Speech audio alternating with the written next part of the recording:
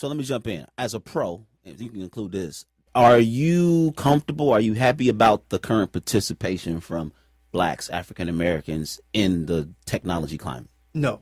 Okay. No, because regardless of how it is in Silicon Valley, Bay Area, and other some of these major cities, in other communities like my hometown in North Carolina, like the digital divide is very real. It's very real, very impactful, and the digital divide is like we may have smartphones, but we may just be texting, right? Sure. We may have tablets, but we're just looking at whatever type of video content, right? We have these devices, and then the internet, but it may not be up to speed. And the aspiration, the hope in that community turns to saying what opportunities for me in tech.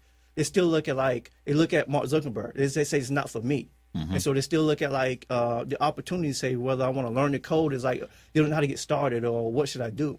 And so that's why it's really important for programs like what Sean and Linda's doing at Oakland Digital to be successful in Oakland, but also to help empower other communities to do the same thing and implement programs like such they have in Oakland. So speaking on Oakland specifically, because I've been doing education work for a long time in Oakland, how do you guys feel like as Oakland Digital, you can change the way that Oakland youth see opportunities in digital? Well, that's a loaded question. Just to go to the mission of Oakland Digital, it's to bridge the digital literacy and opportunity divide, which you're addressing with young people. Kamante, who's here with us from East Oakland, he, for example, wants to be a rapper. He produces, he makes music. We all know young people love art, they love music.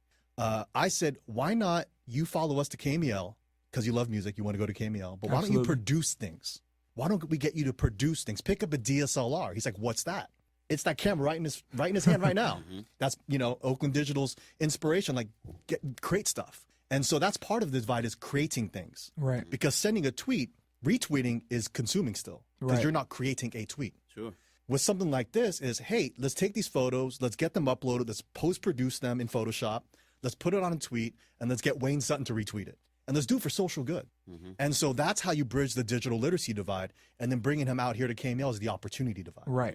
So as well as actually, putting a camera in a youth's hand and teaching him how to use that camera, and then teaching him to create content that's going to go into, the web and, all over the place that may create another employment opportunity at a later space as well, correct? Absolutely. So the Inspire program that Oakland Digital has does just that.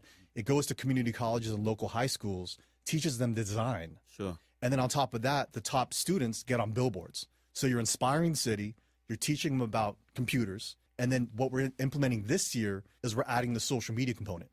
So now they not only design for billboards, but they also design our Facebook cover. So what that does is it introduces UI, UX, design elements that people in tech, like Wayne said, know.